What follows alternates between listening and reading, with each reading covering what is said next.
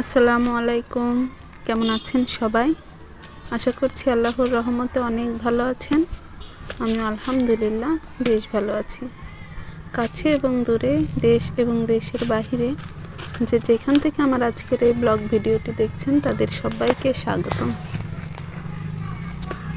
তো এই 9 মাস চলাকালীন আমি যতটুকু সুস্থ আল্লাহ রাখেন ততটুকুই যথেষ্ট, কেননা এর চেয়ে ভালো হয়তো বা আর থাকবো না। কেননা আমার কোমরটায় ভীষণ ব্যথা, তো যার কারণে সব কাজকামগুলো খুবই ধীরে ধীরে করতে হয়। আসলে কোনো রকম হেল্পিং হ্যান্ড ছাড়াই সংসারের সমস্ত কাজকর্ম করা লাগে নিজেকে, এই আর কি। তো কী করার, কপাল খারাপ হলে এমনই হয়। কারণ আমি তো আর খুব বড় লোকের বউ নই যে বাসায় একটা কাজের বুয়া বা আন্টি রেখে দেব। তো যাই হোক, কাঁচা ধোয়া থেকে শুরু করে বাসন মাজা, রান্না করা সব কিছুই A to Z নিজ হাতেই করতে হয়। এর মধ্যে যদি থাকে ঘর গোছানো, তো ঘর গোছানো কাজটা একান্তই ব্যক্তিগত কাজ, যে যেভাবে গুছিয়ে রাখতে পছন্দ করে। আমিও খুব সুন্দর করে গুছিয়ে রাখতে পছন্দ করি, কিন্তু কি আর করার বলুন, এই অবস্থায় সবসময় ঘরটা গোছাতেও ভালো লাগে না। আর আমার যেহেতু একটা ছোট বাচ্চা আছে, ও কিন্তু সব কিছু এলোমেলো করে ফেলে। তো ওর জন্য আর কি গুছগাছ করে রাখাটাও আমার পক্ষে অনেকটা কঠিন হয়ে যায়। তো যাই হোক, গতকাল যে চাদরটা ধুয়ে দিচ্ছিলাম আজকে ওইটাই পেতে দিচ্ছি, আর অন্য একটা চাদর যেটা পাতা ছিল সেটাই ধুয়ে দিয়েছি। কিন্তু গতকাল যেই কাপড়গুলো আর কি রোদে দিয়েছিলাম, ধুয়ে দিয়েছিলাম, সেগুলোর একটাও ভাঁজ করেছিলাম না। কেননা এই কাপড় ধুয়ে তারপরে সন্ধ্যার পর রান্না বাড়া করে আর কি কোমরে একদমই কুলাচ্ছিল না, এত পরিমাণ কোমরটা ব্যথা ছিল।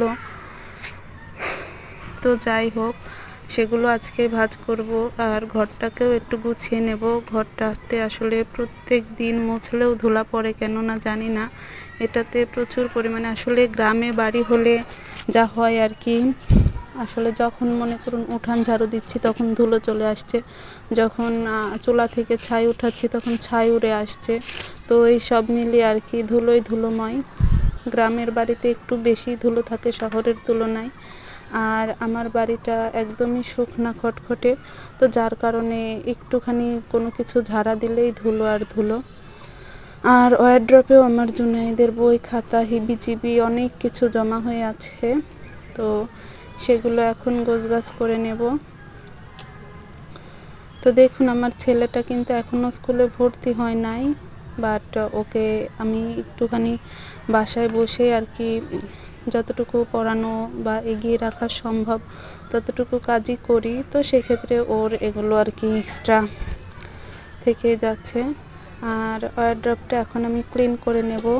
এটা 2 দিন পর পরই ক্লিন করি, বাট তারপরেও যেখানকার জিনিস সমস্ত কিছু আর কি ওয়ারড্রপের উপরে চলে আসে। এটা রাখি ওটা রাখি, এভাবে একটা একটা করে রাখতে রাখতে সমস্ত কিছু একদম জঙ্গলের স্তূপ হয়ে যায় আমার ওয়ারড্রপের উপরের এই তাকটা।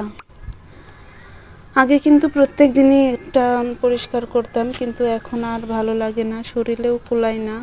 তো একা একা যতটুকু পারি, যেভাবে পারি সেভাবে করার চেষ্টা করি। তো আজ যেহেতু ক্লিন করছি তাই ভাবলাম এটা একটু বেশ সুন্দর করেই ডিপ ক্লিন করি। তো প্রথমে শুকনো কাপড় দিয়ে মুছে নিলাম, বাট দেখলাম যে ভালো হলো না। তারপরে কাপড়টা একটু ভিজিয়ে এনে দেন কাগজটা দেখলাম চকচক করছে, খুব সুন্দর। তো যাই হোক, ঘর গোছানোর কাজ কমপ্লিট। এবার আমি রুমটাকে ঝাড়ু দিয়ে দিব, তাহলেই আর কি আমার এই ছোট্ট করে ঘরটা আর কি থাকার মতন কোনো রকম একটা পরিবেশ হবে। আসলে আমার কোমরটা যেহেতু ব্যথা, আমি অনেক সময় বসে থেকে রেস্ট করি, তারপর আবার কাজ করি। তো এভাবেই ধীরে ধীরে টুকটাক করে কাজকর্মগুলো করি।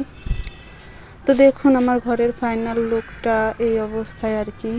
ঘরে তেমন কোনো জিনিস নেই, নামি দামি কোনো ফার্নিচার নেই, আসবাব নেই। তো তারপরেও যতটুকু আছে স্বাদ এবং সাধ্যের মধ্যে আমার ঘরটাকে কোনো রকমে গুছিয়ে আপনাদের মাঝে শেয়ার করছি। ড্রেসিং টেবিলের উপরের ওইটা রিয়েল মানি প্ল্যান্ট। অনেকেই দেখে হয়তো বা ভাবতে পারেন এটা আর্টিফিশিয়াল, কিন্তু না, এটা রিয়েল। আর ওইটার দুইটার আগা মরে গিয়েছে, আসলে সেদিন শিল পড়ার জন্য। তো যাই হোক, এরপর সন্ধ্যার সময় আমার ছেলেকে এখানে লিখতে বসিয়ে দিয়েছি। আসলে ওকে যখন আমি লিখতে বসাই তখনই সুন্দর করে লেখে, আদারওয়াইজ যদি ওর কাছ থেকে একটু দূরে হেঁটে বসা যায় তখনই লেখাটা খুবই খারাপ করে ফেলে। তো ওকে লিখতে দিয়ে কিন্তু আমি এখনও বসে থাকবো না, তবে ওর কাছে বসে থেকে অন্যান্য কাজগুলো করব, কেননা গতকালকে দিয়ে আজকে দিয়ে বেশ কিছু কাপড় জমা হয়ে আছে, সেগুলো এখন ভাঁজ করে নিতে হবে। আর এই যে লাঠি, এটা দেখে ও বেশ ভয় পায়, এজন্য এটা সবসময় পাশেই রাখি। দেখুন এতগুলো কাপড়, এখানে কিন্তু অনেকগুলো কাপড় আছে, এভাবে জড়ো সড়ো হয়ে আছে তাই অল্প মনে হচ্ছে, বাট ভাঁজ করতে গিয়ে আমার আবার কোমর ব্যথা শুরু হয়ে গেছে। তো যাই হোক, কেয়ার করার একটা একটা করে সমস্ত জামা কাপড়গুলো এখন ভাঁজ করে নিচ্ছি। আর এই কামিজটা কিন্তু ওঠানোই ছিল, দেখলাম হঠাৎই একটা দাগ পড়েছে, কিসের দাগ জানি না, যার কারণে আবার এটাকে ধুয়ে উঠিয়ে রাখছি। চাদরটা আজকে ধুয়ে দিছিলাম, এটা আজকেই শুকিয়ে গেছে, যার কারণে কোনো রকম ভাঁজ করে উঠিয়েছিলাম, এখন আবার ভালো করে ফোল্ড করে নিচ্ছি। তো এখানে কিছু তুলে রাখার জন্য জামা কাপড় আছে, কিছু বাসায় পরারও জামা কাপড় আছে, তো সেগুলোই এখন ভাঁজ করে নিচ্ছি। তো ভিডিওটি দেখার শুরুতেই একটা কথা বলতে চাই আপনাদের, ভিডিওটি এই পর্যন্ত যারা দেখেছেন তাদের একটা কথা বলতে চাই, প্লিজ আমার ভিডিওটিতে ছোট্ট করে একটা লাইক দিয়ে দেখবেন এবং লাইক দেওয়ার পরই কমেন্ট করবেন। আসলে কমেন্ট যে কটা পড়ে সে কটা কিন্তু লাইকও হয় না, ভিউজও হয় না। তো কমেন্টকারীদেরও বলছি, একটা লাইক দিয়ে কমেন্টটা করবেন, তাহলে দেখবেন যে আমার ভিডিওটা আপনাদেরই কোনো বন্ধু বান্ধবের কাছে পৌঁছে যাচ্ছে, কেননা একটা লাইকের মাধ্যমে একটা শেয়ারের কাজ করে। আর একটা কথা বলে রাখি, আমাকে যে যতটুকু সাপোর্ট করবে আমি কিন্তু তাকে ততটুকুই সাপোর্ট দেব। তো এই কথাটি আমি বারবারই বলি, কেননা আমার কিছু কিছু নতুন অনেকে আপু আছেন যারা আমার ভিডিও দেখেন প্লাস লাইক কমেন্ট করেন, তো তাদের ভিডিও কিন্তু আমি দেখি, লাইক কমেন্ট করি। তো এভাবেই কিন্তু আমরা একে অপরের কাছে আমাদের সকলের ভিডিওগুলো পৌঁছে দিতে পারি। জানি প্রথম অবস্থায় কারোর ভিডিও তেমন একটা ভালো আসবে না, বাট কি করার, আমাদেরও তো শিখতে হবে। এই ইউটিউব প্ল্যাটফর্মটা অনেক প্রতিযোগিতাদের মধ্যে আর কি পার হচ্ছে। তো আমরা নতুন নতুন কন্টেন্ট ক্রিয়েটর যারা আছি তারা যদি একে অপরকে এভাবে হেল্প না করি তাহলে কিন্তু কোনো দিনই আমরা সাকসেসের মুখ দেখতে পাবো না। আর হিংসা জিনিসটা এখানে থেকে করলে চলে না, কেননা আপনি আমার ভিডিও দেখবেন না তাহলে আমিও তো আপনার ভিডিও দেখব না। তো প্লিজ, আমি কি বলতে চাচ্ছি বা বোঝাতে চেয়েছি আশা করছি আপনারা বুঝেছেন। তো আমার ভিডিও যারা বেশি বেশি দেখবেন, বেশি বেশি লাইক করবেন এবং কমেন্ট করবেন, তাদের ভিডিওই কিন্তু আমি দেখব, কেননা কমেন্ট করলেই না আমি বুঝি যে এই মানুষটা আমার ভিডিওটি দেখলো। তাছাড়া কিন্তু কে ভিডিও দেখছে কে দেখছে না এটা কিন্তু কখনোই বোঝা সম্ভব না। তো প্লিজ আমার ভিডিওতে লাইক দিবেন এবং কমেন্ট করবেন, তাহলে আমি নিশ্চিন্ত হব যে হ্যাঁ, এই আপুগুলোই আমার ভিডিওটি দেখেছে এবং এদের ভিডিওগুলো আমার দেখা উচিত।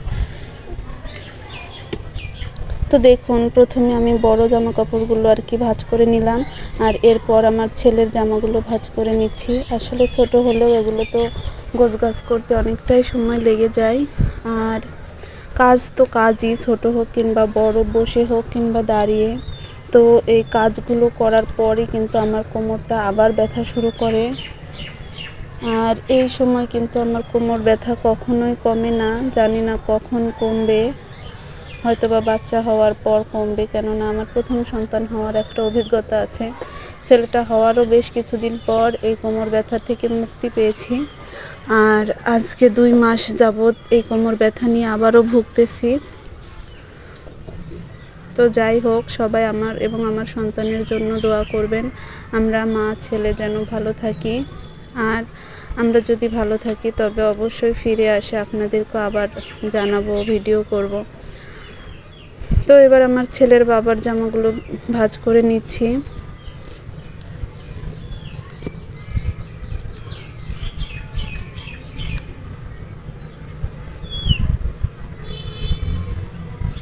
আর একটা কথা বলি, আমার যেখান থেকে ভয়েস ওভার করছি সেখানে অনেক পাখির ডাক, গাড়ির আওয়াজ, এগুলো যদি এসে থাকে প্লিজ স্কিপ করবেন। গ্রামের বাড়ি, একদম সাইলেন্ট পরিবেশ কিন্তু আমি পাই না এখানে থেকে।